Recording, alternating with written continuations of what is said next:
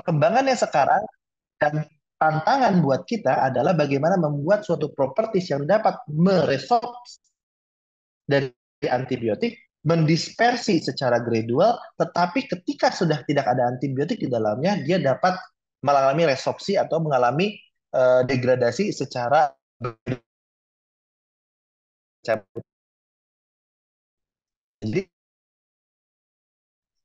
karena apapun telah ada di pasaran, tentunya harganya sangat mahal sekali. Ya, jadi teknologi di bidang kedokteran juga memaksa kita untuk yang tadinya manual prosedur, kita presisinya tergantung dari mata kita, pikiran kita, sekarang semuanya navigated. Sebelum operasi, semuanya telah dapat diasumsikan bahwa operasi akan berjalan secara baik dengan ukuran-ukuran tertentu dan dengan navigasi-navigasi tertentu. Dan ini sangat berkembang sekali. Sekarang sudah ada robotik-robotik untuk ganti sendi, untuk implementasi, untuk memasukkan pedicle screw yang tadinya ini adalah operasi-operasi yang sangat besar. Sekarang operasi-operasi seperti ini adalah operasi-operasi yang sangat presisi dengan navigasi robotik ataupun dengan navigasi uh, teknologi dan dengan minimal invasive surgery seperti itu.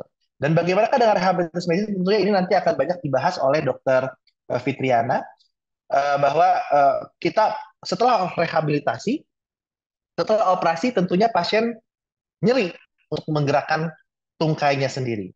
Maka tentunya diperlukan device-device yang fungsinya secara computerized ini dapat menggerakkan tungkai secara pasif.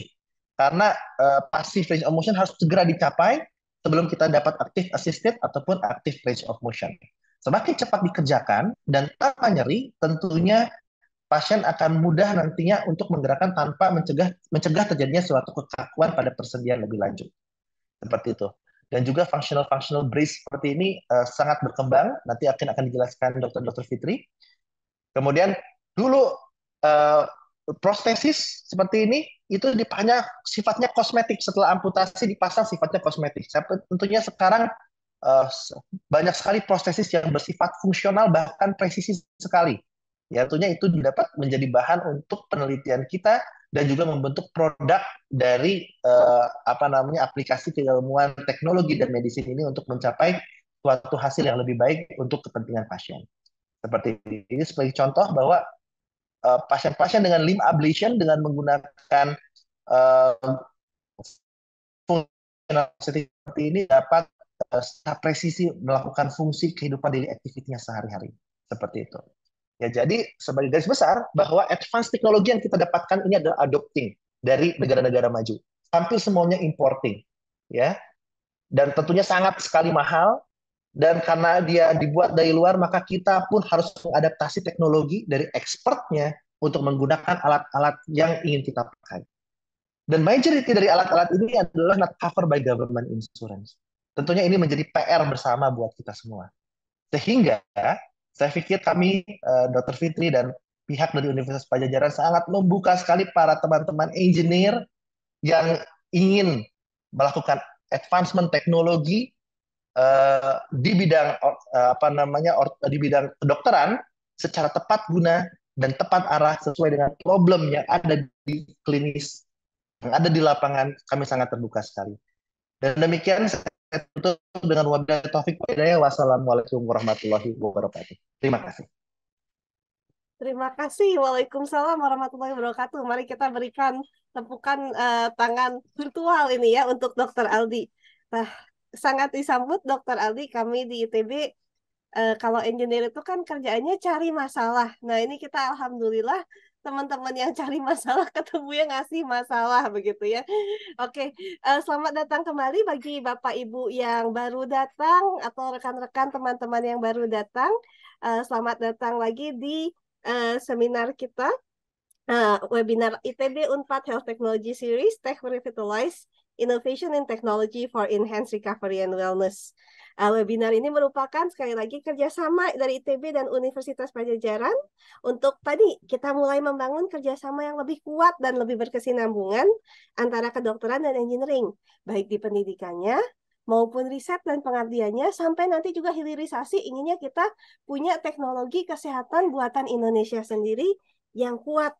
Nah, berikutnya kalau tadi Dokter Aldi ini generasi yang sedikit lebih muda, Waduh, saya salah ini, salah ngomong. Bukannya Dokter Fitri lebih senior ya, tapi yang sudah lebih berpengalaman ya dok ya. Saya memperkenalkan Dokter Dokter Fitriana. Eh, Beliau ini sekarang menjabat sebagai Ketua Komisi Fellowship di Kolegium Ilmu Kedokteran Fisik dan Rehabilitasi Indonesia. Selain jadi dosen Unpad, dan kebetulan juga merupakan dokter rehab medis dari ayah saya. Jadi saya sangat bisa mengerti Dokter Fitri ini merupakan dokter rehab yang sangat inovatif dan juga sangat menyenangkan dan membantu untuk pasiennya. Nah, Dokter Fitri hari ini bercerita tentang mungkin aplikasi-aplikasi teknologi terutama yang kita sudah mulai bekerja sama dengan ITB ya dok ya. Ya, baik. Baik, Siap. terima kasih Bu. Terima kasih Bu Alia. Terima kasih moderator. Baik, selamat siang semua. Assalamualaikum warahmatullahi wabarakatuh.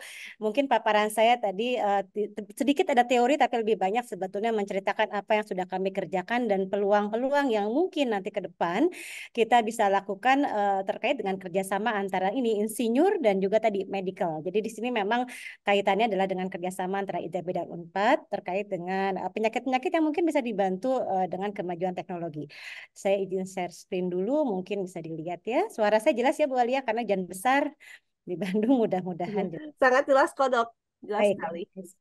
Jadi ini saya membawakan topik sebetulnya adalah bagaimana kita mendorong hasil daripada rehabilitasi dengan mempergunakan teknologi yang sudah saat ini sudah sangat berkembang hingga kemudian target atau tujuan daripada rehabilitasi yang dikerjakan oleh kami itu di bidang rehabilitasi medik tercapai, yaitu mencapai fungsi yang optimal. Jadi saya sedikit mengenalkan dulu apa itu rehabilitasi, karena mungkin identik kalau rehabilitasi identiknya nanti dengan obat-obatan begitu, padahal sebetulnya ada satu terminologi lain bahwa ini rehabilitasi medik yang kaitannya adalah dengan fungsi.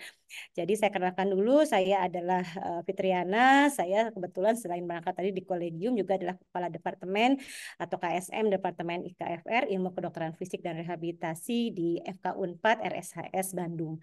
Jadi kalau kita tanya apa sih rehabilitasi, mungkin di sini ada yang mungkin sudah tahu, ada yang mungkin baru tahu, mungkin apalagi yang insinyur rehabilitasi apa sih? Banyak pertanyaan soalnya kembali rehabilitasi itu apa, bergerak di bidang apa, dan bagaimana teknologi bisa membantu begitu. Kalau tadi Dokter Aldi lebih banyak bicara tentang kuratifnya, maka kami ada kemudian biasanya bekerja sama dengan ortopedi setelahnya begitu ya untuk memulihkan fungsinya. Kurang lebih seperti itu kalau kita bicara sederhana.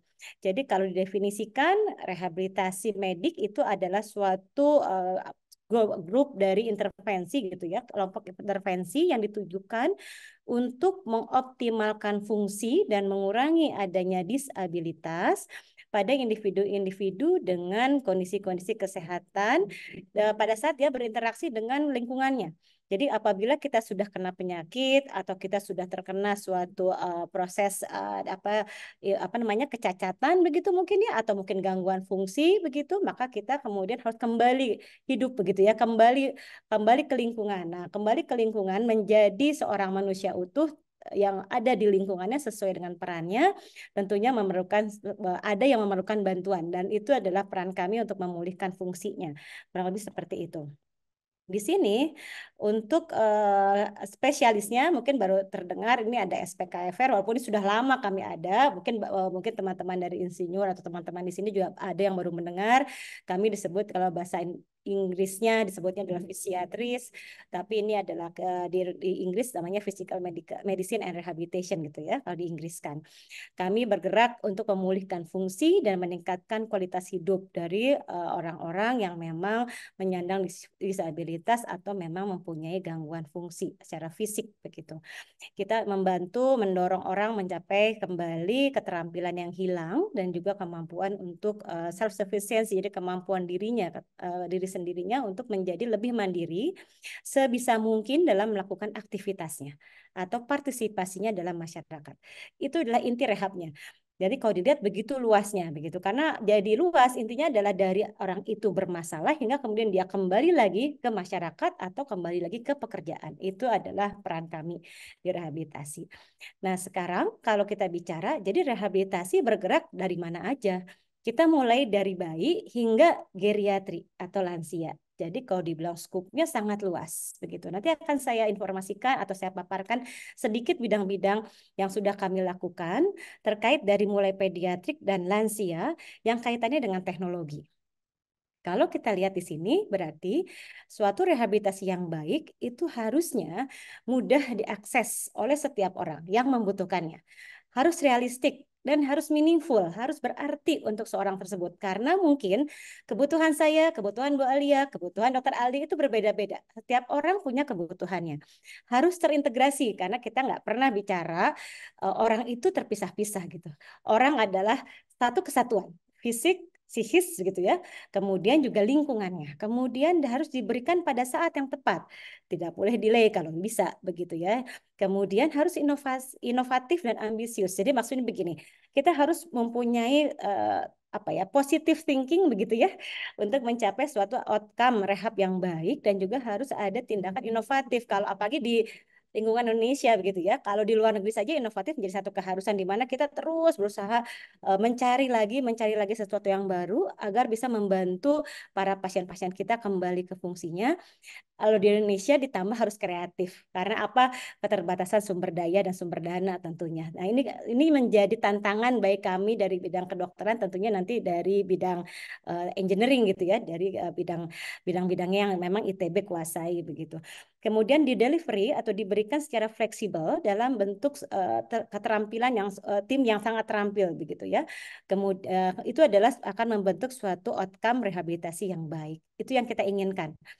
Nah, kalau misalnya ditanya, jadi sebetulnya peran teknologi apa dong? Kenapa kok bisa membantu begitu ya di rehab medik? Saya hanya menerangkan hanya sekedar sedikit saja prinsip-prinsip yang ada, yang kami pegang begitu. Walaupun masih banyak prinsip yang kami pegang terkait dengan kedokterannya. Salah satunya adalah prinsip neuroplastisitas, di mana kita punya saraf, saraf kita saling berkoneksi, saling berhubungan satu dengan yang satunya lagi begitu. Kemudian dia akan berhubungan memberikan suatu implikasi gitu ya.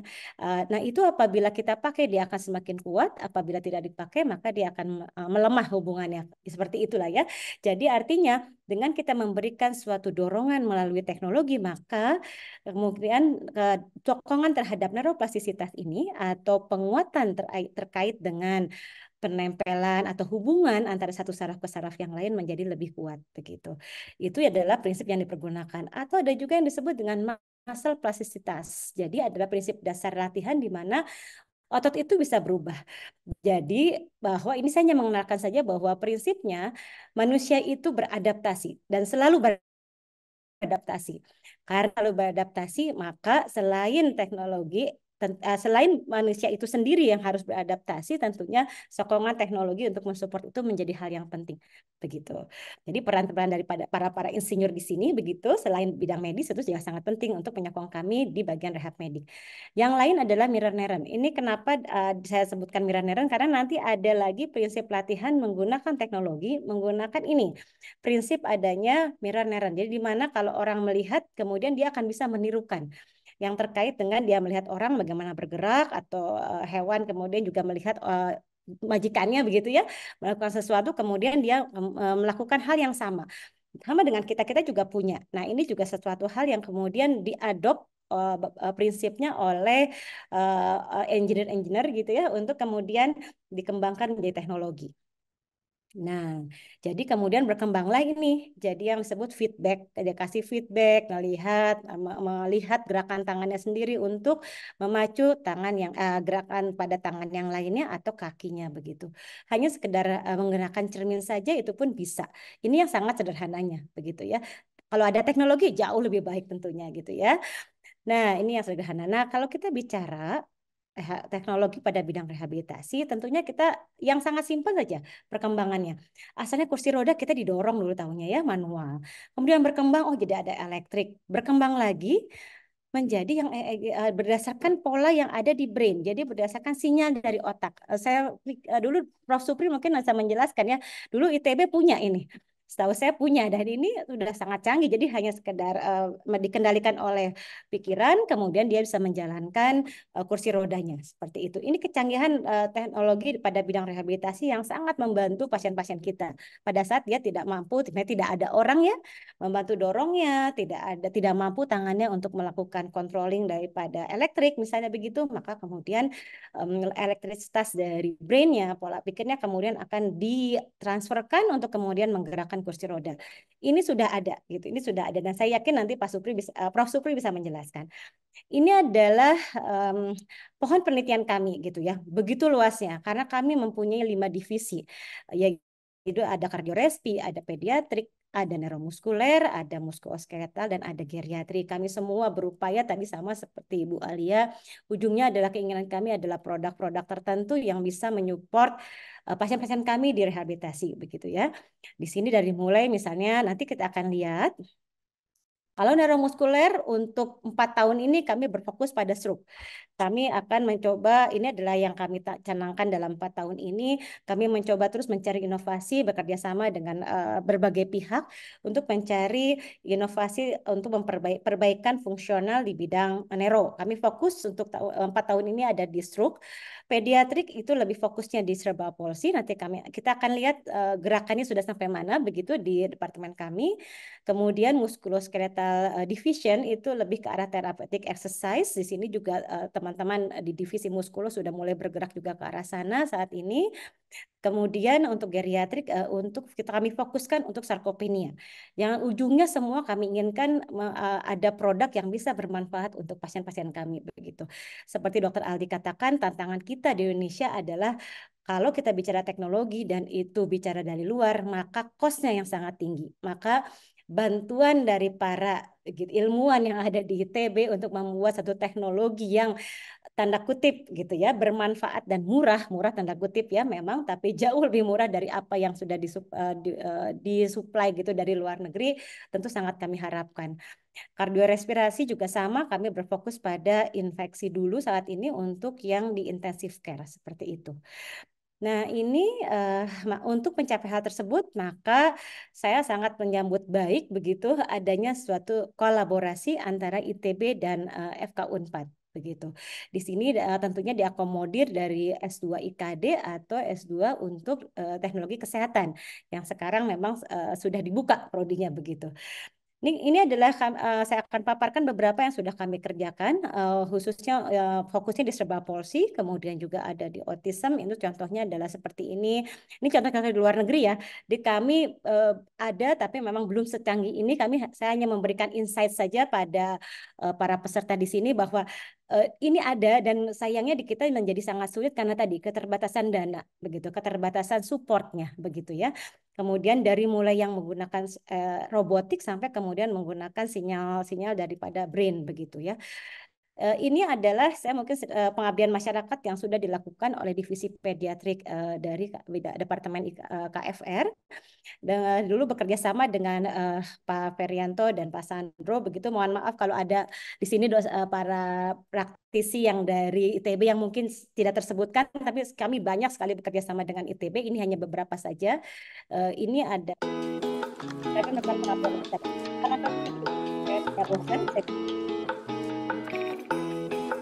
ini adalah salah satu pengembangan gate analyzer.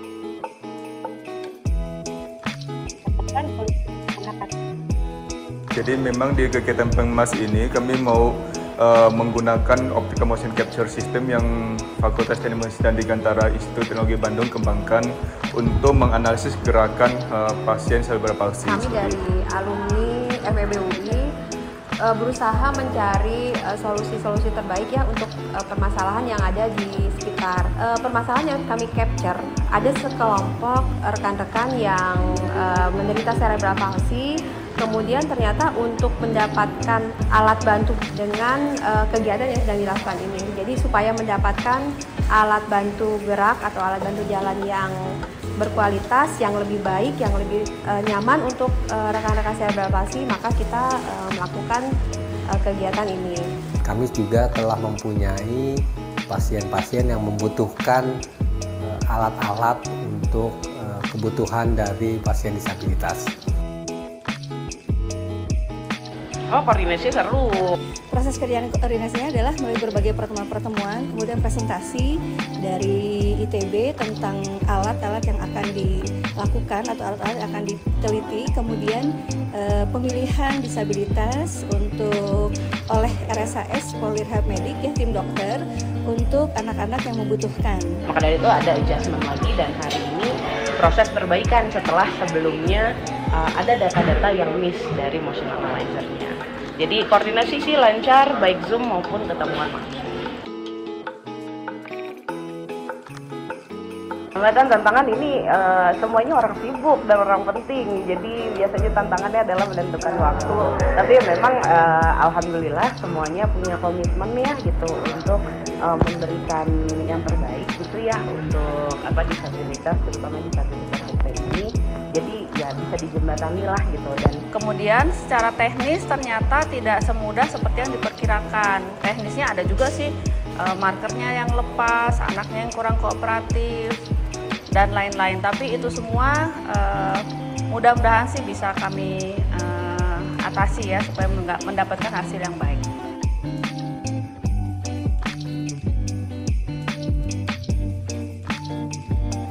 Dampaknya sungguh luar biasa ya, karena terus terang dari kami komunitas disabilitas dengan cerebral palsy memiliki anggota atau cukup banyak anak-anak yang membutuhkan alat-alat bantu, terutama adalah untuk proses berjalan mereka, yaitu alat bantu AVO ya, sepatu AVO gitu. Harapan kami dari pengemas yang ini, alat yang kami kembangkan di sini bisa bermanfaat untuk kesehatan, terutama di dalam ilmu kedokteran fisik dan rehabilitasi medik. Dengan adanya trigger seperti ini, harapannya nantinya akan terjalin kerjasama yang lebih erat, yang lebih kuat gitu ya, antara pihak perguruan tinggi dengan pihak rumah sakit. Ya, kami harapkan semoga alat ini yang bisa dikembangkan dapat membantu banyak rumah sakit di Indonesia menjadi alat-alat standar di rehabilitasi medik di seluruh Indonesia, akan sangat membantu kami. Meningkatkan juga kualitas hidup dari penderita cerebral palsy. Makin besar lagi, terus makin berdampak lagi lebih luas, sehingga tidak hit and run. Terus partner-partnernya juga bisa di follow up lebih lanjut untuk memberikan dampak yang lebih besar lagi kepada masyarakat. Harapan kita ini masih bisa berlanjut lagi karena masih sangat banyak pasien-pasien yang memerlukan alat bantu jalan. Terima kasih banyak.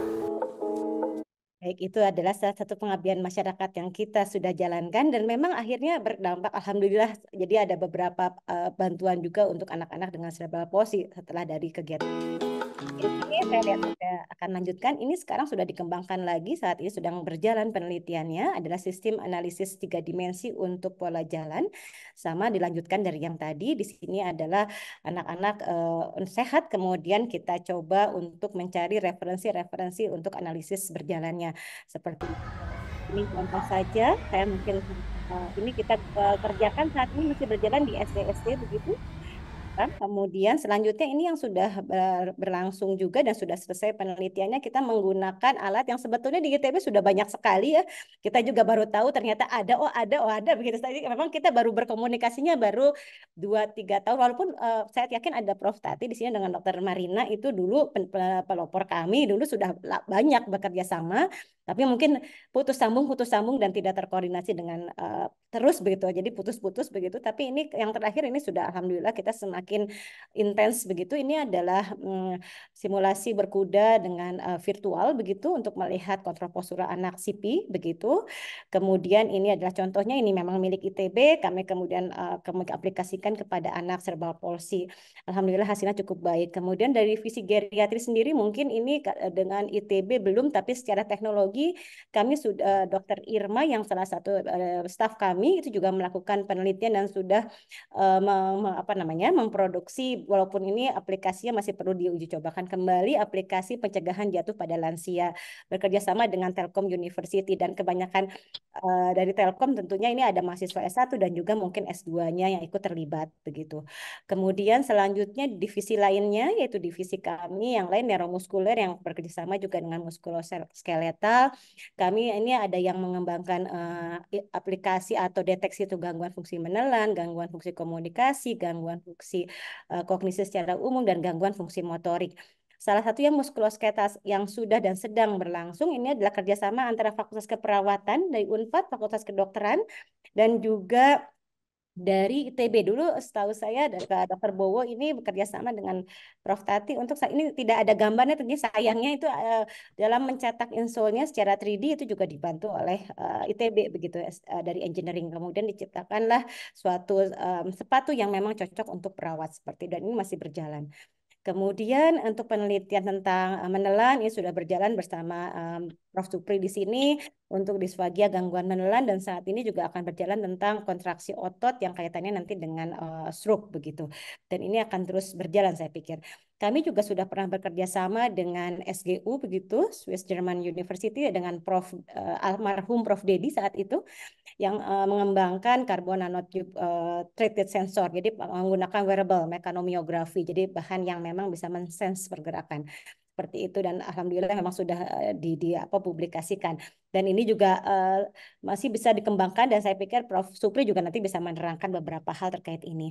Saat ini juga kita bekerja sama dengan Bu Alia di sini ya Bu ya, kita mengembangkan rencananya bercita-cita mengembangkan aplikasi untuk program rehabilitasi kognisi begitu, yang saat ini kami harapkan mungkin akan berjalan, dan akhirnya mudah-mudahan nanti memberikan produk yang memang sangat spesifik dan atau khusus untuk masyarakat Indonesia. Ini adalah alat yang sebetulnya dimiliki juga oleh ITB begitu, dari teknik fisika mungkin Prof. Supri nanti bisa menjelaskan. Ini adalah tadi alat ortosis, yang alat gerak yang sebetulnya bisa membantu. Nanti prinsipnya itu Prof. Supri nanti urusannya, karena saya tidak kompeten menerangkan hal ini, di mana nanti tangan itu akan pergerakannya dibantu oleh alat ini. Ini sebetulnya sangat membantu. Kenapa? Kalau kita lihat sekarang, realnya ini dijual harganya sekitar 2M. Begitu. 2M itu dibeli sulit untuk rumah sakit begitu. Dan ini ada memang alatnya. Jadi kalau ini memang bisa didevelop begitu oleh anak-anak bangsa dengan sekarang mah TKDN ya Bu Alia ya. Katanya begitu ya, dengan produk-produk dalam TKDN 40%.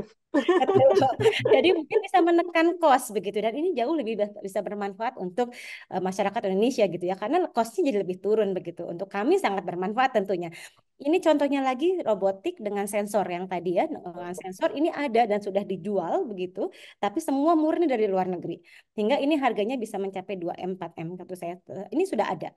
Seperti alat ini juga sudah ada, dan itu saya pikir bisa dikembangkan. Insinyur-insinyur kita tidak kalah dan itu bisa dikembangkan begitu. Ini hanya memberikan insight saja bahwa nanti mungkin apabila prodi ini berjalan, ada yang berminat, banyak hal yang bisa kita kembangkan, banyak hal yang bisa dikerjasamakan terkait dengan teknologi dan juga kedokteran seperti itu, khususnya di bidang kami rehabilitasi.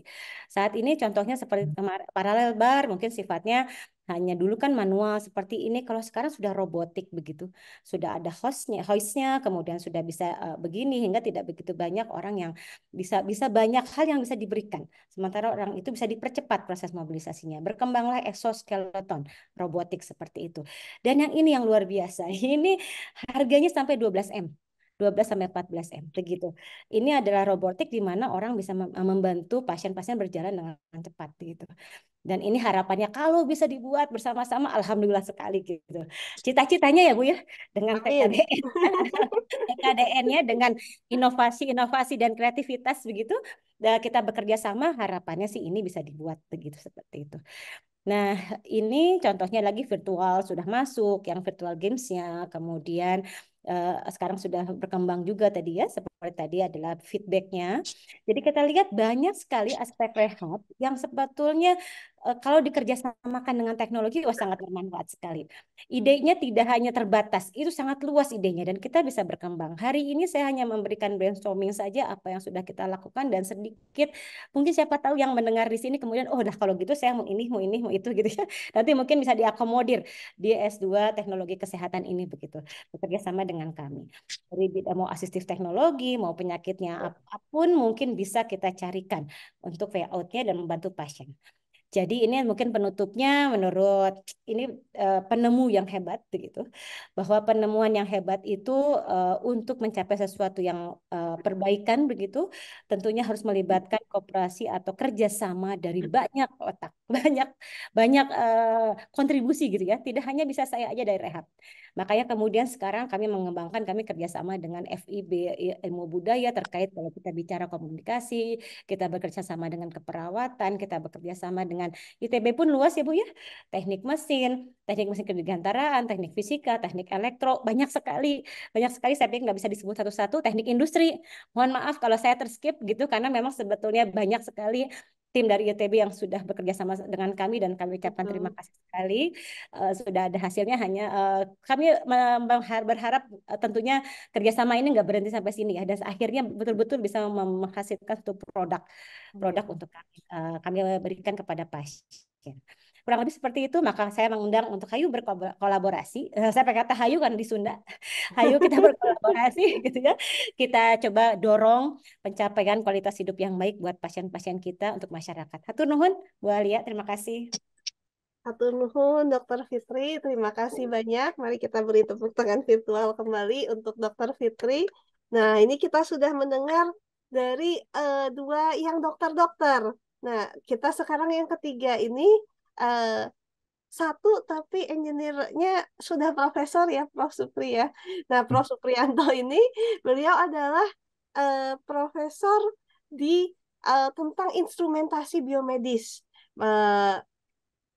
Beliau staf pengajar di Teknik Fisika serta Multidisiplin Teknologi Kesehatan ITB.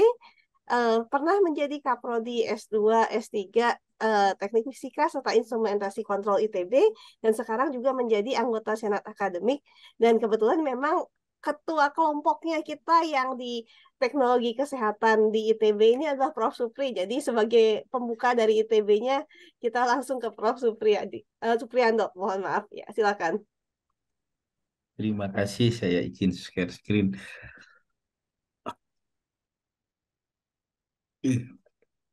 Terima kasih, mudah-mudahan sudah bisa tayang slide pembukanya. Terima kasih tadi yang disampaikan Dr. Aldi, Dr. Fitri, membuat kami juga punya banyak PR, tapi PR yang asik lah untuk bisa membantu tentunya. Jadi saya mikir apa yang bisa sampaikan. Jadi saya coba pada siang ini untuk menyampaikan beberapa hal yang sudah kita lakukan, terutama fokus yang terkait tentang bidang rehabilitasi. Jadi memang salah satu tantangannya adalah beberapa mungkin 10 tahun yang lalu mungkin kita nyaman di penelitian. Sekarang kita punya PR juga fokus ke inovasi di situ. Itu tantangan lebih berat lagi gitu. Jadi dulu berpuluh-puluh tahun mungkin nyaman tridharma gitu. Sekarang nambah inovasi, terminologi yang jadi beban juga di perguruan tinggi di situ. Itu yang kira-kira pembukaannya di sini. Jadi saya sendiri fokus untuk perkuliahan, pembimbingan di banyak juga program master di ITB yang pernah saya lakukan.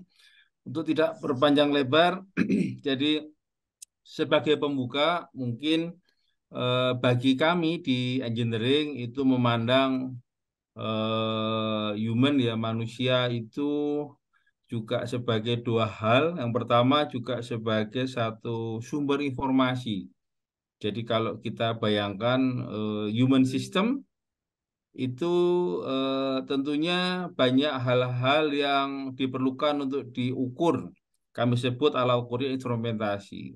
Yang sederhana misalkan mulai hal temperatur, kemudian yang berhubungan dengan gerakan. Tadi juga Dr. Fitri menyampaikan evaluasi untuk masalah gait analisis gerakan. Sehingga tentunya adalah di sini kita memerlukan suatu perangkat instrumen, seringkali juga disebut alat ya, alat medis, untuk keperluan monitoring, analisis, diagnosis, biofeedback yang terukur dari fenomena multifisis, karena memang tubuh kita macam-macam. Jadi multifisis dari tekanan lah, warna termasuk, itu optik kita sebut, tadi juga gerakan, bagaimana langkah gerakan. Kemudian tadi Dr. Aldi menyampaikan kalau saat melakukan minimal invasive surgery ya, bagaimana merasakan tarikan dari pada saat menjahit, menentukan posisi navigasi sistemnya, itu semua adalah informasi yang diperlukan yang memerlukan informasi medik di situ. Nah, tantangannya adalah tentunya ada interaksi di sini. Interaksi bagaimana instrumen tadi juga bisa memberikan informasi-informasi tentang kesehatan dari humannya, termasuk hal-hal yang diperlukan untuk keperluan misalkan pada penanganan atau pada saat surgery atau operasi di situ. Jadi jadi secara umum ini adalah bahwa tubuh kita itu dapat dipandang sebagai sumber, kalau kami di bidang engineering, gelombang elektromagnetik, kemudian juga akustik, karena hal-hal yang sifatnya baik yang terdengar ya, maupun juga yang tidak terdengar, itu juga informasi-informasi yang terkait tentang kondisi organ tubuh manusia. Itu cara pandang kami di engineering, sehingga ini menjadi hal yang menarik untuk beragam dikembangkan. Disebut multivisi juga sekarang berkembang multiskill, karena kebutuhan kemarin juga diskusi terakhir sampai hal yang berhubungan dengan protein juga ditantang untuk bisa melakukan suatu kuantifikasi di situ. Kemudian juga kalau tidak bisa terukur karena informasi yang tidak terbangkitkan, maka juga ada yang lain. Jadi tadi contohnya kalau yang besaran terukur, ini juga unik. Jadi yang kita pelajari juga di instrumen medik ya, kalau akustik ini contoh instrumen yang mungkin umurnya sudah lebih dari 2 abad, hari ini juga masih digunakan stetoskop, sampai hal-hal yang berhubungan dengan keperluan biopotensial. Jadi di sini contohnya dari jantung, kemudian evaluasi dari res otak. Ini hal-hal yang memanfaatkan informasi dari tubuh, kemudian dikembangkan, dibutuhkan sensor dan sistem untuk bisa mendisplay informasi ini. Tantangannya tentunya adalah bagaimana informasi ini bisa dimanfaatkan untuk keperluan diagnosis, biofeedback, atau hal-hal yang memang diperlukan dalam proses-proses misalkan di rehabilitasi. Ini gambar yang pertama. Kemudian tadi saya sampaikan juga, tadi juga Dr. Aldi menyampaikan, ada hal lain yang memang tubuh kita itu tidak bisa dibangkitkan informasinya. Kita perlu dalam tanda kutip yang memotret bagian tubuh kita. Kalau di permukaan kita bisa selfie dengan smartphone. Bagaimana kalau ingin memotret tadi misalkan bagian shoulder, bagian tulang di pundak, bagian persendian, kita tentunya memerlukan perangkat instrumen yang saat ini dikenal sebagai teknologi medical imaging di situ. Ya, dasarnya adalah tubuh dilewatkan informasi gelombang akustik, gelombang elektromagnetik, kemudian dengan mekanisme detektor, kemudian proses-proses rekonstruksi, kita mendapatkan informasi-informasi yang terkait citra dalam tubuh kita, tentunya tanpa dibedah secara terbuka di situ. Sehingga tadi juga disampaikan bagaimana pengembangan yang perangkat yang paling tua sebenarnya adalah X-ray. Dari abad 19 berkembang teknologi yang dipadukan dengan teknologi komputer, perangkat lunak, sehingga kita nikmati teknologi yang saat ini dikenal sebagai CT scan. Ini dalam basisnya adalah kita sebut sebagai pencitraan transmisi di sini. Kemudian yang akustik, ini kita kenal dengan ultrasonografi. Kemudian juga yang lain memanfaatkan emisi dari spin pada proton hidrogen di jaringan lunak, kita mengenal MRI. Nah, tren sekarang adalah memang tadi disampaikan kadang saling melengkapi di situ. Jadi kalau CT scan misalkan sangat bagus untuk informasi yang terkait dengan tulang, kemudian MRI itu lebih memberikan kontras yang baik untuk yang soft tissue, sehingga tantangannya adalah bagaimana integrasi permasalahan informasi ini. Tadi juga dimention ya sama Dr. Aldi, tantangannya bagaimana kita bisa memanfaatkan ini. Nah, dari uraian ini saya akan menyampaikan berikutnya adalah hal-hal yang mungkin pengalaman selama ini yang mencoba kita mulai, jadi tadi disampaikan dari selama ini sudah mulai bergerak, sehingga harapannya dengan kegiatan yang sudah lebih terpayungi ya, dengan kerjasama yang lebih rapi, kita berharap vektor resultannya dalam waktu dekat akan terasa hasilnya. Yang pertama adalah cerita ini yang kita sampaikan, tadi disampaikan juga Dr. Fitriana, bagaimana kita mencoba memahami kebutuhan untuk keperluan asesmen untuk gangguan kesulitan menelan ini. Jadi tantangannya adalah di sini bagaimana pendekatan yang lebih affordable ya, yang bisa dimanfaatkan untuk mengevaluasi gangguan menelan. Jadi ini juga berguru juga dulu dengan Dr. Fitriana ini di Spania, ya, istilahnya permasalahan kesulitan menelan karena permasalahan koordinasi pada otot di sini. Jadi kebutuhan yang berkembang adalah deteksi dini terhadap pasien stroke dengan risiko gangguan menelan. Jadi ini kita lakukan waktu itu dengan tim, juga ada dari S2 kami, Aziza, dengan Dr. Andre.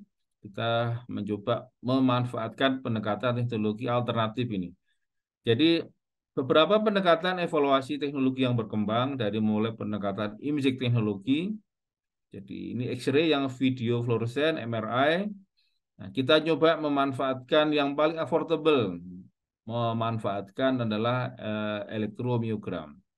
Seperti apa gambarannya? Kita lihat di sini adalah pendekatan yang dikatakan pendekatan sebagai gold standard adalah menggunakan tentunya adalah video fluoroskopi X-ray di sini, sehingga proses menelan itu bisa diamati, kalau ada gangguan juga bisa diamati. Tetapi di sini adalah permasalahannya tentunya adalah radiasi, juga ada risiko untuk pasien, kemudian juga relatif juga masalah kos ya, biaya di sini. Sementara juga ini juga hasil juga dicolek ya dari Dr. Fitriana, mulai berkembang juga beberapa teknologi yang di luar yang kita lihat ini adalah berbasis dari bagaimana mengamati proses menelan dari koordinat otot. Nah, berdasarkan dari pancingan ini, tantangan ini, kita mencoba di tahun 2020 ya, itu mulai mencoba bersama mahasiswa kami mencoba memanfaatkan pendekatan elektromiogram untuk keperluan evaluasi permasalahan menelan. Jadi kami di dasar di engineering kita hanya beraninya mencoba mengevaluasi subjek sehat. Jadi subjek diminta untuk menelan, berarti thresholding, kemudian thresholding dengan tentunya SOP ya dari Dr. Fitri dan tim di sini. Ini gambarannya mahasiswa kami. Kemudian kita mencoba mengevaluasi bagaimana jika multi channel EMG dimanfaatkan untuk mengevaluasi koordinasi dari otot selama menelan. Nah, ini mulai tantangannya adalah bagaimana kita melihat tentunya adalah evaluasi kuantifikasi dari rekaman EMG-nya di sini. Jadi contoh tantangan teknis di engineering, kalau mengukurnya makin dekat dengan bagian dada, maka akan muncul artefak. Ini artefak muncul karena aktivitas jantung. Nah, jadi PR lagi di sini. Nah, di sini menjadi hal yang menarik kasus-kasus di kami, bagaimana kita bisa mengkuantifikasi informasi setelah kita melakukan perekaman EMG pada saat tentunya adalah kondisi subjek atau pasien dikondisikan untuk aktivitas menelan. Jadi ini mahasiswa kami bersama mencoba mengevaluasi informasi apa yang bisa digunakan awal ya untuk mengevaluasi kemampuan koordinasi menelan untuk orang sehat dan pada pasien. Ini contoh yang paling dasar kita memanfaatkan adalah ini. Jadi contoh mahasiswa kami jadi subjek sehat. Ini diminta menelan, kemudian dievaluasi bagaimana kondisi kita sebut kontraksi maksimum pertama pada bagian otot terkait ya di sini. Kita sebut sebagai informasi yang TTP-nya, time to peak-nya, kemudian informasi tentang durasi pada saat proses otot itu berkontraksi untuk keperluan menelan. Nah, di sini tahap awal yang dilakukan adalah kita mencoba mengevaluasi masalah durasi waktu. Ini contoh gambaran kuantifikasi dari informasi perekaman EMG. Jadi sayang mau berlanjut kita sempat break dulu selama pandemi, gitu. Sehingga ini sempat tertunda pengembangannya, tapi kita terus berjalan. Kemudian juga tadi disebutkan tantangannya adalah bahwa pada leher, jadi pada leher itu adalah bentuknya unik. Jadi kalau kita gunakan elektroda konvensional maka kadang permasalahannya itu tidak nyaman untuk kondisi leher tertentu dan susah di custom. Nah, jadi kita juga mulai bergerak bersama Dr. Damar ini dengan Pusat Nano untuk mencoba pengembangan sensornya adalah berbasis elastis, kita gunakan kain katun, tetapi di sini diproses secara spesifik ya, dengan tambahan tentunya adalah Ag nanopartikel di sini. Jadi pengujian awal untuk evaluasi pada otot rupanya menjanjikan. Jadi kita bayangkan bisa dipotong, bisa diukur ya, disesuaikan dengan kebutuhan di sini. Jadi dalam ranah penelitian ini juga sudah menghasilkan jurnal juga, paling enggak menjanjikan di sini. Nah dari sini kita ingin juga mencoba aplikasinya. Tentunya ini yang sekarang berjalan. Ini bersama mahasiswa kami adalah mencoba memanfaatkan untuk keperluan yang evaluasi MK, keperluan menelan di sini. Jadi sudah kita uji coba awal, rupanya menjanjikan. Ini yang harapannya akan menjadi salah satu contoh penelitian akan berjalan. Ini yang memanfaatkan sensor yang kita develop dengan elastis elektrod. Kemudian kita manfaatkan untuk keperluan evaluasi untuk pasien-pasien yang mengalami gangguan menal. Ini contoh aktivitas penelitian yang berjalan tentang itu. Kemudian yang berikutnya ini kita berikan contoh salah satu mahasiswa S3 kami, juga staf ya di ITB, Bu Ayu. Ini kita mencoba mengembangkan satu robot untuk ortosis, tetapi kita tidak menginginkan teknologi yang terlalu kompleks. Jadi gambarannya secara klasik, ini adalah pendekatan elektromekanik, sehingga beberapa kita melihat permasalahannya bulky. Kemudian juga dalam implementasi itu susah untuk dilakukan modifikasi kebutuhan. Rupanya juga kami tertarik melihat tren perkembangan teknologi yang mengarah kadang untuk membantu gerakan pada tangan untuk rehabilitasi itu ada pilihan-pilihan yang lebih memungkinkan secara lebih sederhana tapi powerful. Nah, disinilah kita mencoba fokus pengembangannya adalah ke arah yang kita sebut sebagai soft actuator dan soft robotik untuk rehabilitasi di sini. Apalagi adalah dengan perkembangan print 3D membuat kami menarik untuk lebih jauh lagi memanfaatkan pendekatan ini. Ini contoh adalah yang kita lakukan. Jadi kita develop ini fokus untuk ortosis yang kita pilih yang agak kompleks dulu penelitiannya yang rest driven ortosis. Jadi kita develop dari sisi material yang hardnya sebagai struktur juga keperluan aktuator. Ini contoh yang kita sebut sebagai aktuator elastis ini. Nah, jadi karena elastis kita manfaatkan pendekatannya untuk mengdrive, menggerakkan aktuator adalah dengan pendekatan pneumatic system di sini. Ini contoh-contoh yang kemudian dari sini ini juga menghasilkan satu publikasi yang baru publish juga. Jadi ini contoh bagaimana kita memanfaatkan pneumatik untuk menggerakkan dari ortosis ini. Kemudian kita manfaatkan pendekatan feedback dengan kamera untuk melihat sejauh mana pergerakan dari sudut yang kita amati pada saat pergerakan pada wristnya di sini. Ini contoh ini masih segar, baru publish. Kemudian juga kita punya mimpinya ke depan lagi. Tentunya tadi disampaikan bahwa tantangan ini dari Dr. Fitriana juga tentang mirror terapi di sini.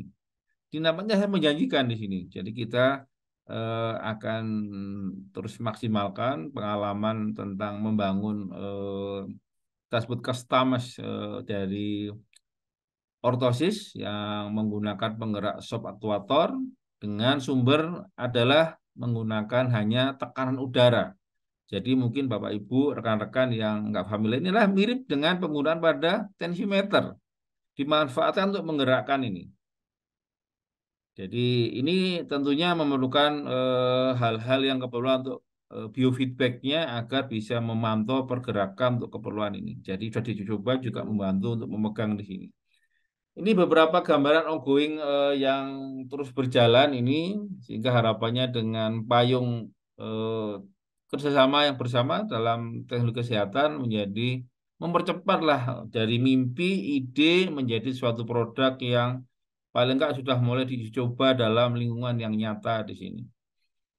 Kemudian sebagai penutup, jadi kita melihat dari sisi rehabilitasi tentunya kebutuhan-kebutuhan yang menjadi emerging teknologi, misalkan telerehabilitasi, kemudian juga virtual reality therapy, wearable teknologi, bagaimana teknologinya itu bisa bagian dari keseharian aja, robotik dan exoskeleton. Kemudian mau tidak mau adalah ini kebutuhan dari sisi kemampuan AI dan machine learning dalam membantu menganalisis bagaimana data-data yang dijadikan dasar untuk memahami progres, misalkan dalam progres terapi satu pasien di situ. Jadi beberapa secara spot ya kita sudah lakukan. Ini contoh tadi disebut, kita juga pernah mencoba memanfaatkan brain computer interface untuk menggerakkan kursi roda. Jadi harapannya adalah memang start ya, ini kita akan lebih masif, terstruktur, continue ya, agar harapannya ide-ide yang dari level penelitian, yang produknya jurnal misalkan, paper, naik kelas lagi menjadi produk inovasi yang bisa lebih bermanfaat untuk membantu meningkatkan kesehatan dan masyarakat. Ini jadi kemudian yang paling terakhir ini adalah tentunya ini payungnya sudah makin jelas, jadi harapannya ini menjadi salah satu sarana. Jadi kalau dalam bahasa kami vektornya superposisi resultannya harapannya menjadi lebih besar lagi dengan payung kerjasama yang sudah secara formal dilakukan di sini. Jadi yang dulu vektornya sudah ada, nah sekarang vektornya sudah makin resultannya bisa diarahkan sehingga dampaknya juga makin bisa maksimal lagi. Itu saya kira yang bisa kami sampaikan pada kesempatan ini. Terima kasih atas waktu yang diberikan dari Bu Alia ini untuk bisa bercerita tentang apa yang telah kita lakukan selama ini. Assalamualaikum warahmatullahi wabarakatuh. Waalaikumsalam warahmatullahi wabarakatuh. Terima kasih banyak Prof. Supri. Kita beri tepuk tangan virtual pada Prof. Supri.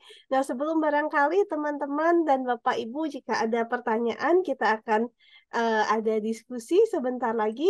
Tapi izin mungkin sedikit pesan sponsor, kita memperkenalkan kembali program Magister Teknologi Kesehatan kerjasama antara ITB Unpad-nya.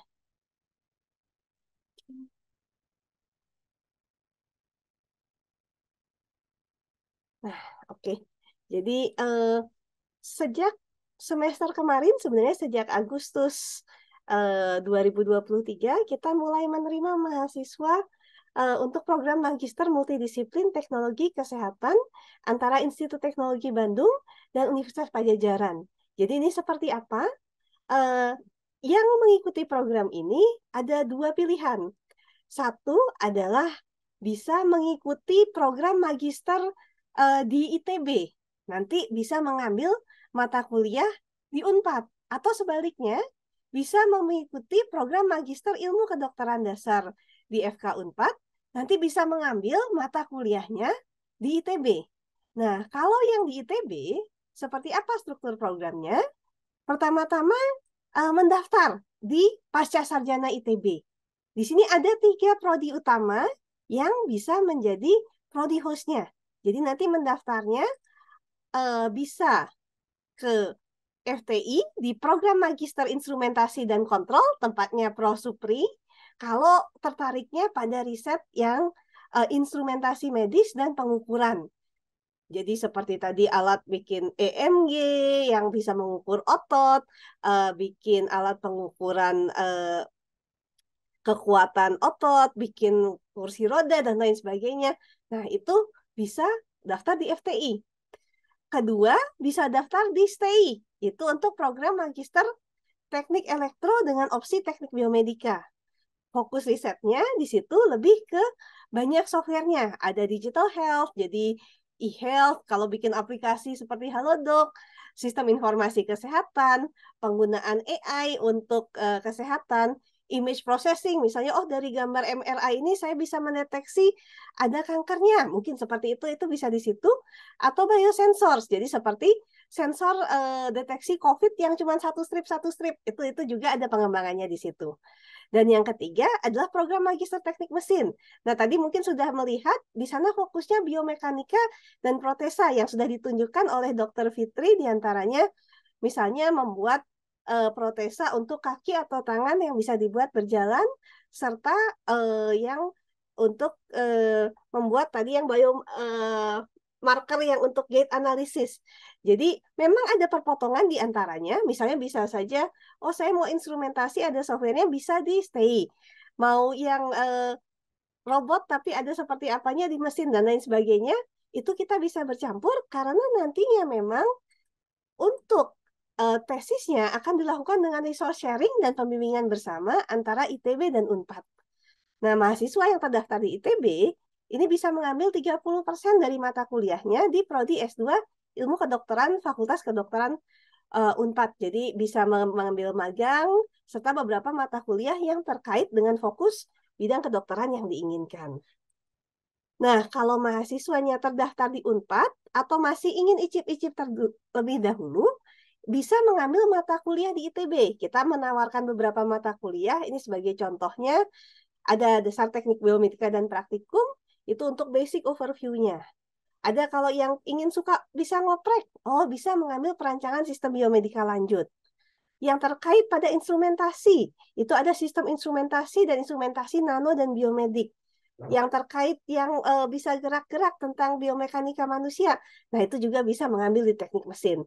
Jadi jika mengambil credit earning ini, bisa diambil oleh mahasiswa S2, atau teman-teman yang sudah lulus S1 atau sedang mengambil profesi. Nah, ini bisa nanti ditanyakan berikutnya melalui email yang akan kita sediakan. Siapa saja yang bisa daftar? Sebenarnya kita menerima macam-macam, dari yang engineering tentunya, karena masuk ITB, tapi kita juga menerima dari yang kesehatan dan sains. Jadi bisa latar belakangnya, ada baru masuk, ada yang dari dokter ya, Prof. Supri ya. Ada yang masuk kita juga dari biologi, dari fisika. Cuman mungkin kalau yang agak susah, kalau misalnya dari seni rupa atau manajemen, kita masih didiskusikan seperti itu ya. Tapi jika terkait engineering atau sains atau kesehatan, itu bisa masuk. Kita juga pernah dapat kebidanan maupun keperawatan, itu juga bisa. Nah, gimana daftarnya? Ini kita punya round pendaftaran untuk masuk Februari, itu gelombang 3 dari 6 sampai 27 Desember 2023. Informasi pendaftaran bisa dilihat di Admission ITB ACID Pasca Sarjana Magister, atau lebih jelasnya kalau informasi lebih lanjut bisa di SPS ITB ACID/teknologi-kesehatan. Nanti linknya akan kami berikan juga di chat. Nah, untuk itu sekarang setelah informasi singkat ini, kita akan buka sesi tanya-jawab. Jika Bapak, Ibu, rekan-rekan, adik-adik, barangkali ada yang ingin ditanyain nih, atau ingin memberikan komentar pada Prof. Supri, Dr. Fitri, atau Dr. Aldi. Ya, saya buka. Jika ada, bisa langsung raise hand. Barangkali teman-teman ada yang ingin menanyakan atau memberikan komentar, masukan. Boleh tentang pembicaraannya, boleh tentang kalau mau sekolah di ITB atau di UNPAD-nya seperti apa, begitu itu juga bisa.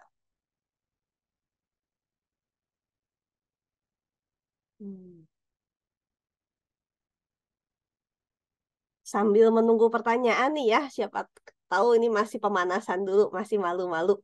Mungkin saya coba menanyakan ke Bapak, Ibu, Prof. dan Dokter masing-masing. Tantangan utama kalau kerjasama antara dokter dan engineer teh apa sih yang paling susah? Mungkin pengalaman lucu, pengalaman agak miris, atau seperti apa, dan kalau bisa gimana menyelesaikannya, mungkin gitu pengalamannya. Saya boleh ladies first ya, ke Dr. Fitri ya. Baik, Dr. Aldi maaf ya. Dulu katanya. Ladies first, dok. Ladies first. Ya, enggak, Dr. Aldi. Ya, Bu Alia, sebetulnya tantangan pertama adalah dulu waktu awal-awal perbedaan persepsi begini. Karena dulu kan kalau ITB berhadapannya bukan dengan orang sakit begitu. Dan kemudian jadi orang sehat saat itu mungkin banyak hal penelitian yang tidak melewati etik begitu. Etik penelitiannya kan jadi memang dan dengan jumlah sampel yang kecil begitu ya, karena memang sifatnya hanya prototipe begitu. Jadi itu akan ada sedikit perbedaan hingga kemudian itu sering dibicarakan dulu di awal, karena kalau kami mau tidak mau namanya bicara dengan manusia sebetulnya memang harus melewati. Tapi itu sudah akhirnya sudah mulai bisa dikomunikasikan, karena mungkin dulu ada tapi nggak paham kan kalau tiap kali ngomong jadi agak berbeda sedikit proses etiknya begitu ya, karena kemudian bicaranya bukan hanya orang sehat tapi kemudian ke orang sakit. Tantangan berikutnya adalah aspek safety begitu, hingga kalau kita punya ide-ide yang begitu luar biasa pun, tapi kita bicara masalah aspek safety pada pasien.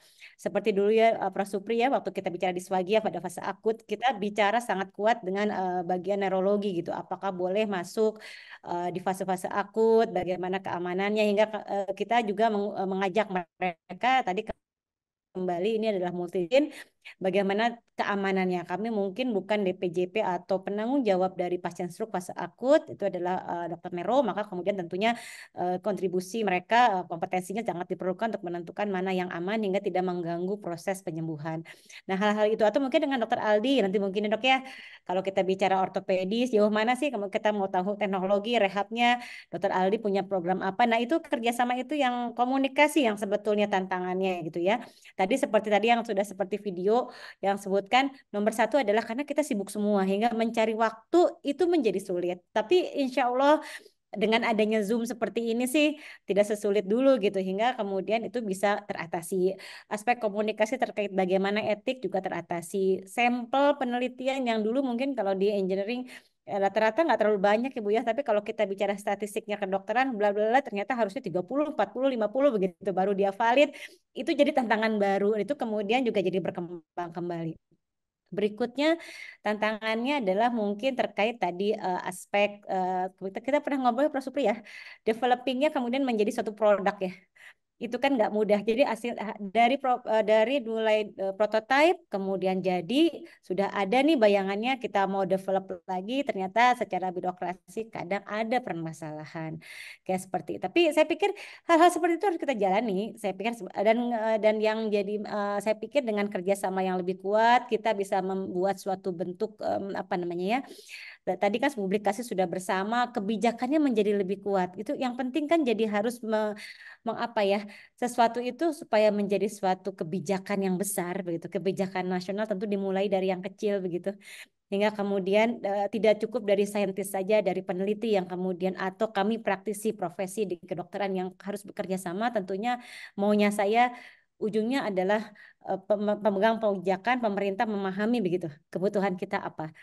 Walaupun sekarang pemerintah fokusnya ke preventif, promotif begitu dan kuratif, tapi yang kuratif ini jelas sudah ada, yang sakit itu sudah ada. Dokter Aldi pasti nggak akan pernah berhenti untuk operasi ya dok ya. Pastinya operasi itu ada gitu. Permasalahannya sekarang kalau yang sudah ada ini seperti apa? Nah itu yang mungkin kita juga harus dorong ke arah sana. Kita tunjukkan bahwa sebetulnya ini juga hal yang harus berjalan bersama.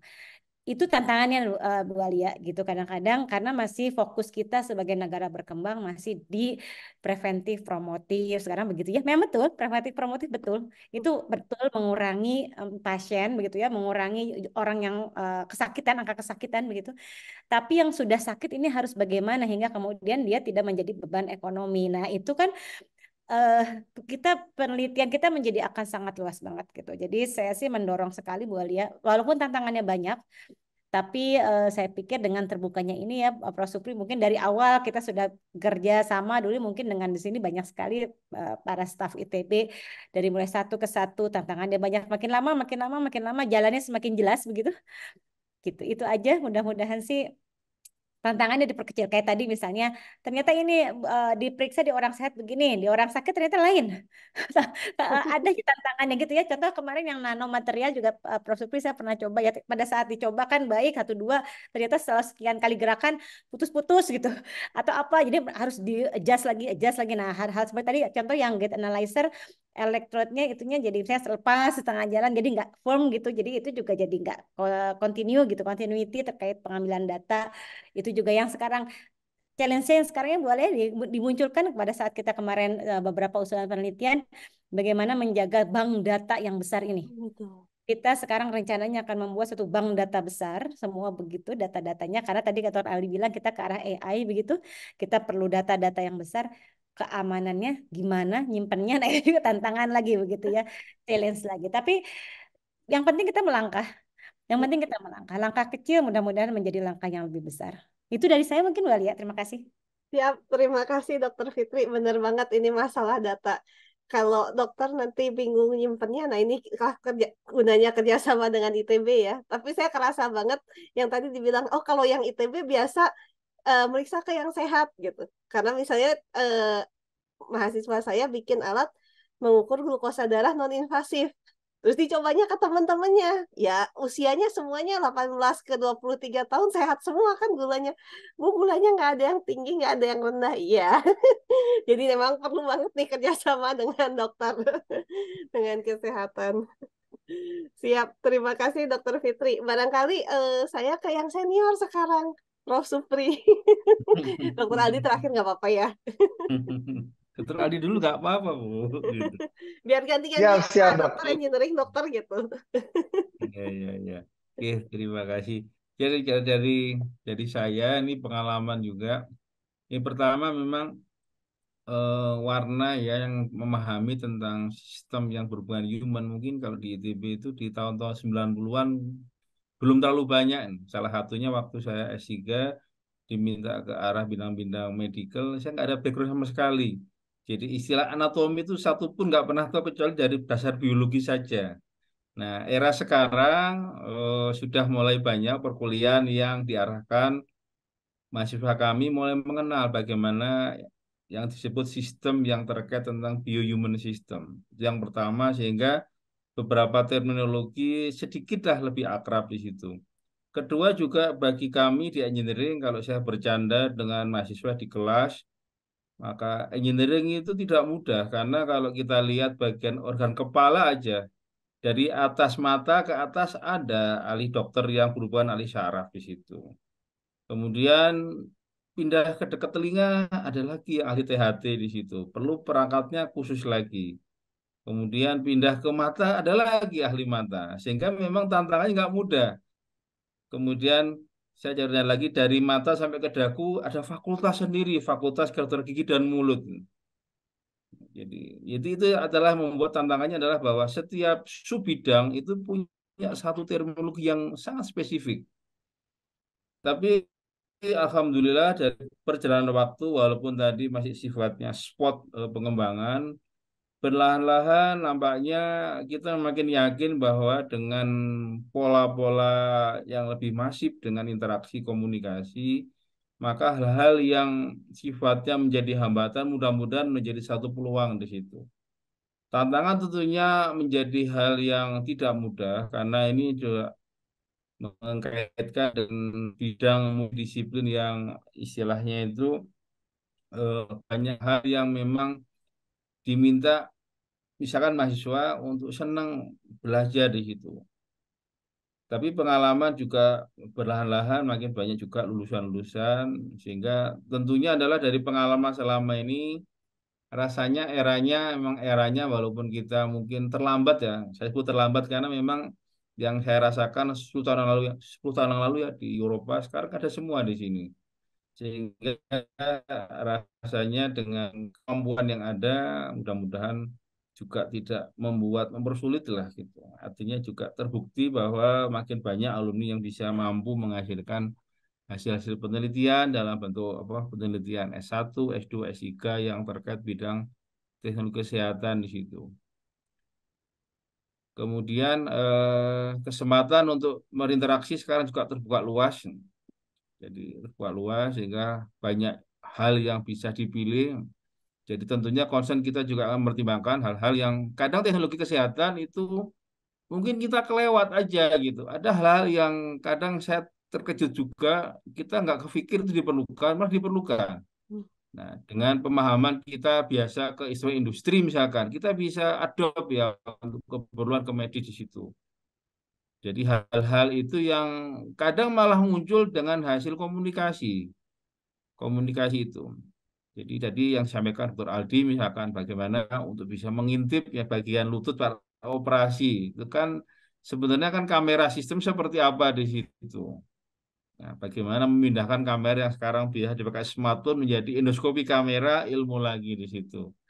Tapi itulah bagian proses yang saya kira dari pengalaman selama ini perlu untuk dipercepat lagi putarannya karena memang tentunya kita sadar lah bahwa masyarakat nggak sabar menunggu produk inovasi, tapi itu perlu dimulai gerak malah nggak terjadi. Tapi ini terima kasih sekali, ini juga support bersama agar bidang ini menjadi lebih cepat lah putarannya di situ.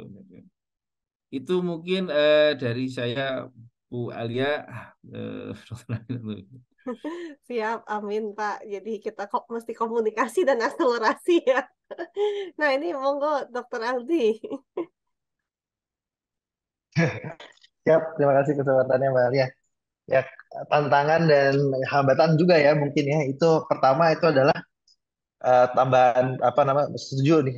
Kalau di akhir-akhir banyak setujunya nih sama pembicara sebelum-sebelumnya biasanya.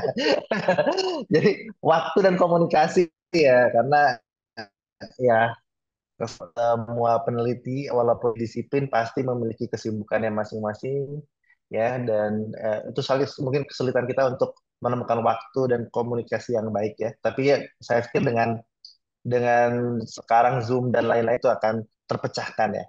Yang kedua itu menurut saya itu adalah ini balance nih, balance antara advancement teknologi dengan application clinical application.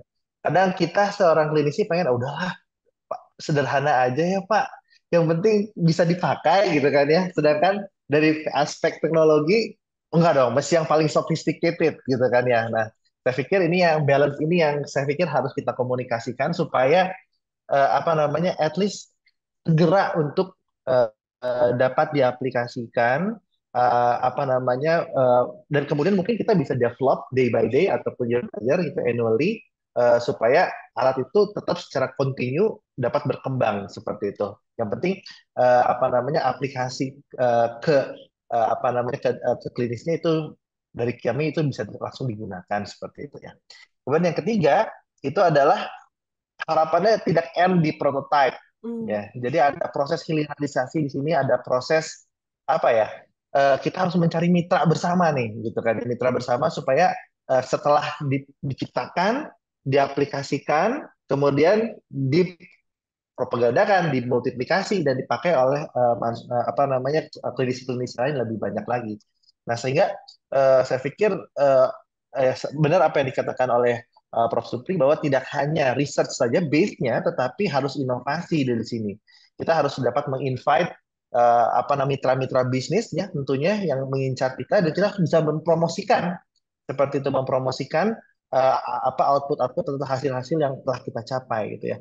Ini teringat waktu itu saya waktu S2 pernah bekerja sama juga dengan ITB pada waktu itu masih mahasiswa semuanya gitu ya. Kita berniat untuk menciptakan suatu smartwatch yang bisa mendetek tidak hanya kalau sekarang kita hanya cuma ngecek heart rate aja ya, ngecek heart rate dengan itu heart rate optimal, tapi mengcek lead 2 dari apa namanya DEKG ya. Saya pikir zaman dulu mungkin sampai sekarang aja masih heart rate ya di smartphone yang dijual. Dan kita berhasil untuk membuat itu.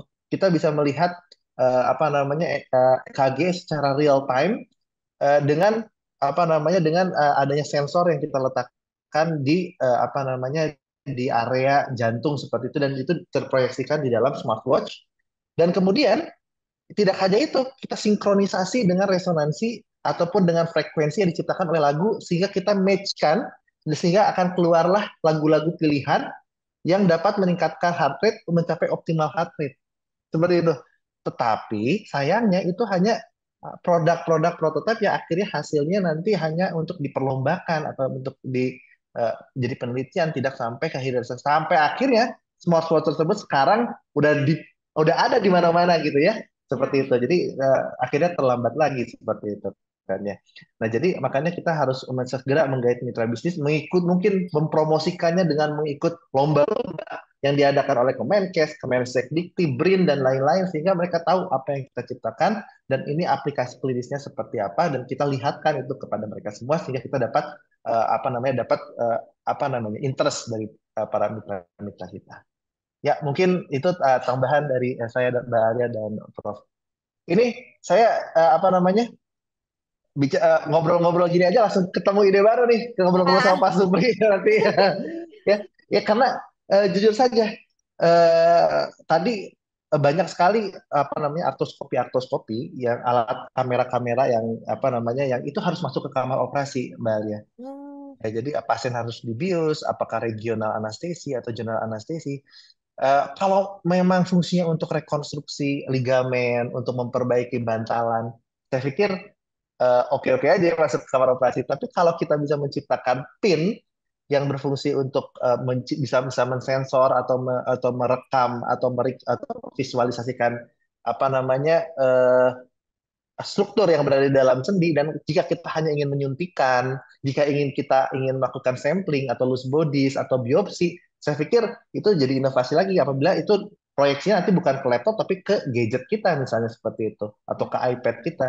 Nah itu jadi semuanya itu bisa kondisinya itu adalah outpatient clinic gitu ya, OPD, jadi bukan lagi pasien rawat inap seperti itu. Wah, kita mesti nanti ngobrol lagi ya Pak Supri ya. Langsung nih ide riset baru nih. Moga-moga sampai jadi ya, sampai dipraktekkan. Sampai jadi itu harapannya.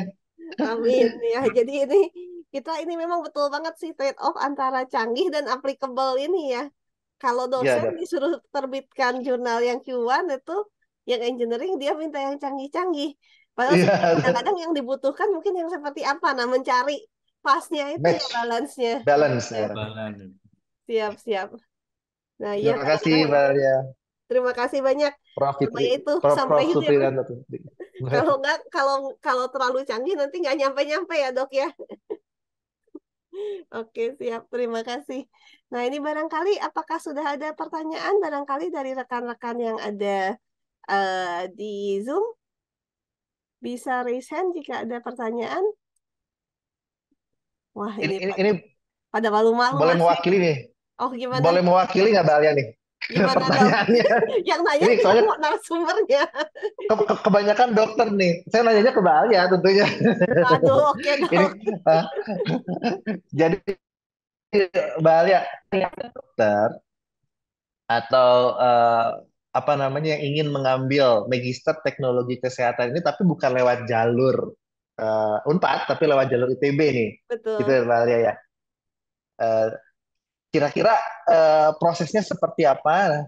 Itu yang paling kita takutkan itu adalah TPB, matrikulasi, belajar lagi kalkulus. Apakah harus seperti itu? Maka mungkin bisa dijabarkan Dr. Alia. Terima kasih. Oke, terima kasih. Nah, ini kalau misalnya nanti yang mengambil dokter ingin mengambil ke S2 tapi lewat jalur ITB, jadi nanti dapatnya magister teknik pertama-tama itu ya. Nah, karena dapatnya magister teknik, pasti harus ada aspek teknis yang dipelajari. Tapi dokternya jangan terlalu takut. Nanti misalnya ada mata kuliah matematika lanjut. Tapi sebenarnya itu memang sudah disesuaikan dengan kebutuhan untuk teknik biomedis. Nanti kalau di bagian itu di teknik biomedis, kalau di Prof Supri ada mata kuliah wajibnya apa, Prof? Ini sistem instrumentasi. Nah, sistem instrumentasi. Iya. Tapi mungkin bocorannya begini ya, Prof ya, dokter-dokter. Kita setiap tahun itu sudah langganan kedatangan mahasiswa S1 kedokteran UNER tingkat 4. Jadi mereka elektif 1 bulan di ITB, belajar macam-macam dari dasar pemrograman sedikit, dari dasar elektro sedikit, matematikanya sedikit, dan lain sebagainya. Dan itu mereka sangat cepat sekali belajarnya. Sangat bersemangat dan sangat cepat. Jadi kalau dibilang, aduh nanti saya nggak bisa, kalau memang ingin menuju ke sana, rasanya pasti bisa sih. Karena kalau dokter itu juga sudah bukan sembarangan begitu. Kalau harus belajar teknik sih memang harus belajar teknik sedikit. Tapi yang orang engineeringnya juga harus belajar anatomi dan fisiologi loh. Kalau kita kuliah ke teknologi kesehatan ini. Jadi contohnya mungkin bapaknya dari Dr. Aldi, almarhum Prof. Hermawan Naga Rashid ini S2, S3 teknik biomedis. Barangkali Dr. Aldi bisa balik cerita nih gimana bapaknya. Iya, sampai les kembali itu Mbak Alia. Soalnya kalau Dokter Aldi bapaknya, kalau saya adalah ibu saya. Dokter Yoke itu juga dokter S1-nya, S2, S3-nya adalah teknik biomedis, malah sampai jadi dosen di ITB. Sampai baru saja purna bakti tahun kemarin. Jadi contohnya mah sebenarnya banyak dan maju di Contohnya, karir baik ke bidang klinis, contohnya orang-orang spesial soalnya. baik ke bidang klinis maupun ke bidang akademisnya. Dan Iya, betul. sebenarnya selain Dokter Yoke dan Dokter Hermawan yang muda-muda kita juga ada beberapa. Jadi tiap 2 tahun biasanya kita punya 1 atau 2 dokter yang masuk begitu. Cuman nah kita ingin akselerasi sini supaya tidak sporadis begitu. Makanya kita harus kerjasama dengan Unpad yang benar dan berkesinambungan supaya sampai jadi seperti itu mungkin. Amin. Amin. Prof. Supri, barangkali kalau ada yang ingin ditambahkan sebagai penjawab engineer kedua. Iya, iya. Tadi sudah disampaikan banyak hal Bu Alia juga. Jadi intinya memahaminya bahwa kita kalau di engineering kan manusia juga sistemnya juga gitu. Sistemnya sistem bio-human system. Sehingga dari pengalaman tidak terlalu kesulitan. Yang sama yang disampaikan Bu Alia juga memahami tentang bagaimana yang sinyal yang diukur. Jadi kalau lihat faktanya itu rupanya juga makin menarik di situ gitu. Kok bisanya jantung berdetak keluar sinyal misalkan seperti itu. Nah, dari pengalaman malah menjadi salah satu hal yang menarik ya untuk ditekuni lebih lanjut lagi di situ. Apalagi kan dengan berinteraksi dengan rekan-rekan yang background-nya juga beragam ya, sehingga juga membuat atmosfer untuk bisa ingin ingin melakukan penelitian nih, sesuai dengan levelnya juga rasanya akan terdorong juga di situ. Itu jadi istilahnya tuh. Siap, Itu siap. mungkin sedikit tambahan dari saya Bu Nadia gitu. Jadi, Terima kasih Prof. Yang penting mah jangan takut lah, kita ya. sama-sama belajar. Nah ini ada dari Hasbi. Kalau dari background sains seperti kimia, apakah sudah ada yang masuk program ini? Lalu bidang dan penelitian ambil apa? Atau adakah contoh rekomendasi studi spesifik yang ditawarkan dari program ini? Kalau nggak salah, Mas Iqbal dari fisika ya Pak ya? Iya, dari fisika. Nah, barangkali Bapak bisa Iya. cerita satu dari fisika, nanti saya cerita satu lagi, ada Mbak Kiki di tempat kita juga dari biologi. Jadi ya secara dasar kalau yang dari sains paling nggak background tentang saintifiknya sudah mencukupi lah dari S1. Jadi di S2 itu ada hal yang memang sedikit lah kita tambahkan ya ke knowledge yang bisa memberikan pengantar. Misalkan dengan bidang yang pengembangan device instrumentasi, dikenalkan bagaimana dasar pengembangan instrumentasi untuk bidang medis.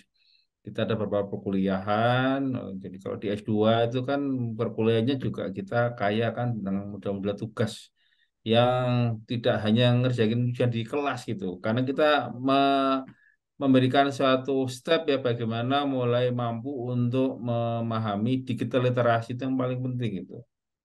Karena kan sekarang sumber informasi banyak, jangan sampai informasi banyak malah ke kemana-mana juga di situ. Itu jadi kemudian bekal lain adalah kemampuan pengalaman ya, pernah juga melakukan tugas akhir misalkan. Jadi logik berpikirnya untuk menyelesaikan masalah menjadi modal juga. Hanya masalahnya kan mungkin juga disesuaikan dengan masalah topik yang akan menjadi pilihan di situ. Jadi contoh misalkan selama ini adalah seperti itu gitu. Ya kita lakukan di situ.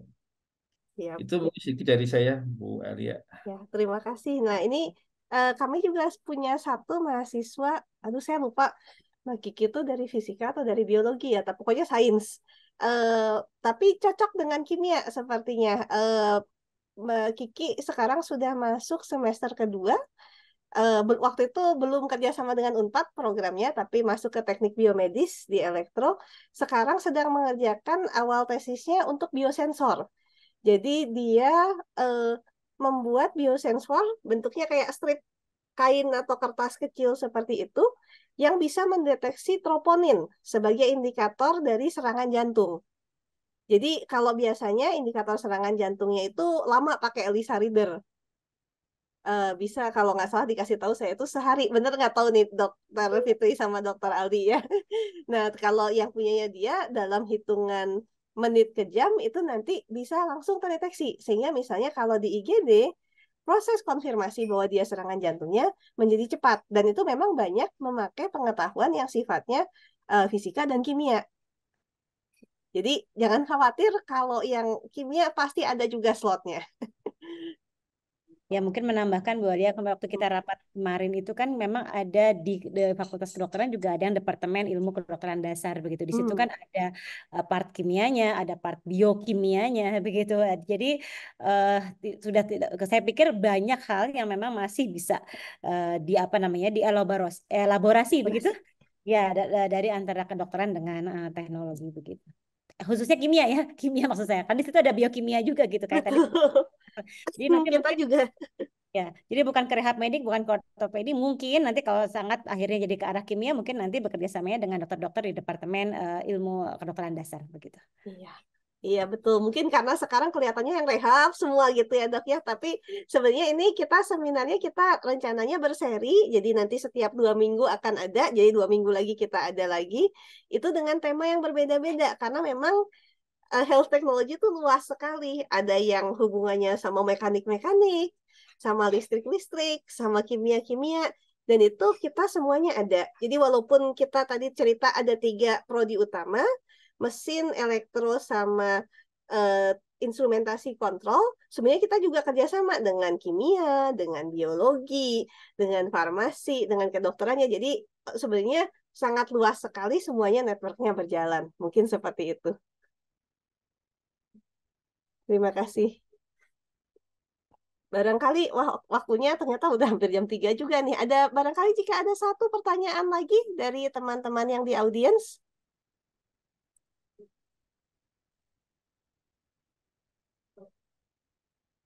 Tapi nanti kalau misalnya masih malu-malu, bisa menanyakan langsung ya untuk link untuk informasi S2 Teknologi Kesehatan, informasi pendaftarannya juga sudah ada di chat.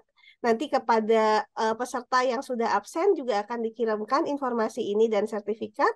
Dan jika pengen langsung chatting bisa hubungi HP saya. Ini sudah saya berikan nomornya di chat, saya berikan sekali lagi. Kalau ada ingin informasi lebih lanjut tentang apakah riset di ITB, riset di Unpad, ataupun ingin daftar ke program Magister Multidisiplin Teknologi Kesehatan. Oke. Ini kayaknya, pesertanya masih pada malu-malu ya Bapak Ibu. Belum kebayang Ibu saking luasnya. Belum kebayang. Nah, makanya kita harus berulang-ulang nih untuk memperkenalkan apa sih ini teknologi kesehatan lagi. Nah, kalau gitu mungkin kita sambil ya ini tidak ada kesempatan terakhir, tidak ada pertanyaan, nggak apa-apa. Saya berikan kesempatan untuk Bapak Ibu dokter dan profesor untuk memberikan pernyataan penutup jika ada. Sekarang saya ganti dari yang paling muda, nggak apa-apa ya Bapak Ibu dokter ya. Oke, silakan Dokter Aldi. Ya, terima kasih Mbak Ali atas kesempatannya ya. Ya, saya pikir harapannya dengan payung kerjasama Magister Teknologi Kesehatan Multidisiplin ini, kita dapat ini ya, membuat small step further ya, untuk tapi together. Untuk apa? Untuk kita bisa menciptakan sesuatu inovasi berkontribusi untuk dunia kesehatan ini dengan teknologi kesehatan kita sendiri yang lebih applicable. Mungkin itu saja. Terima kasih, Dok. Ya, terima kasih. Lalu Dokter Fitri. Baik, saya mungkin tadi mengacu ke quote yang tadi ya. Jadi kita kebetulan di Sunda kan, jadi hayu kolaborasi begitu. Mari kita berkolaborasi, kita bantu teman-teman kita masyarakat luas yang mempunyai masalah fungsi untuk mencapai peningkatan kualitas hidup yang baik. Itu aja Bu Alia. Siap, terima kasih. Last but not least ini Prof. Supri. Terima kasih. Jadi intinya adalah memang kita mengajak ini eranya era kolaborasi, dan inovasi tanpa kolaborasi juga akan sulit gitu. Karena pendekatan pengembangan inovasi adalah di drive pertama adalah dari hasil penelitian, kedua juga kita juga harus melihat bagaimana perkembangan kebutuhan ya dari end user atau pasar di situ. Jadi teknologi push, market push itu juga harus kita pahami dan juga berdampak juga perkembangan dari sisi pendidikan terutama di pasca sarjana.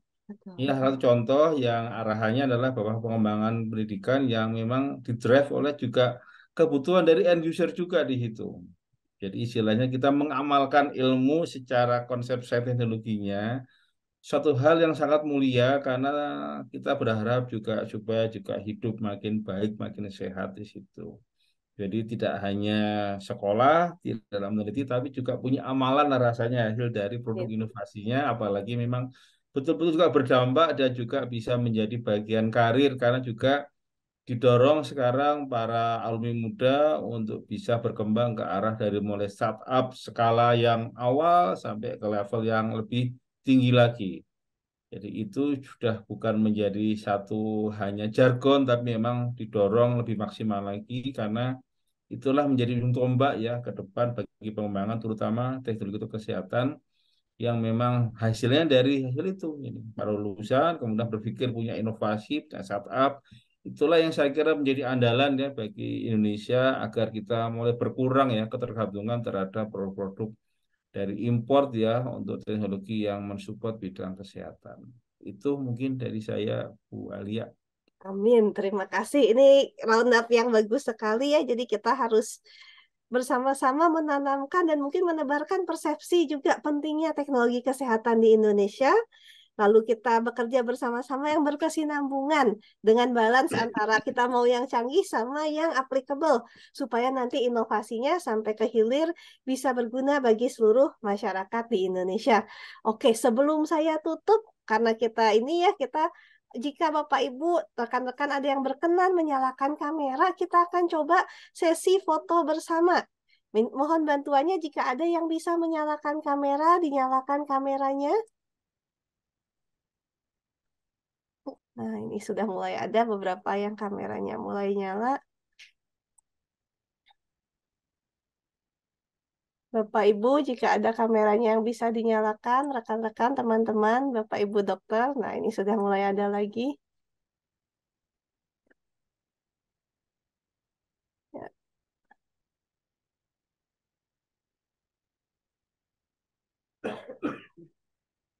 Sambil ditunggu Bapak Ibu untuk kameranya.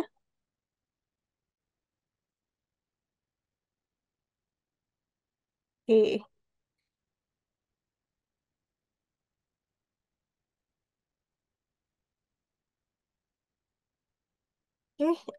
Saya akan coba. Nah, ini ada lagi tambahan. Ayo Bapak Ibu jangan malu-malu. Sebentar saja nyalakan kameranya.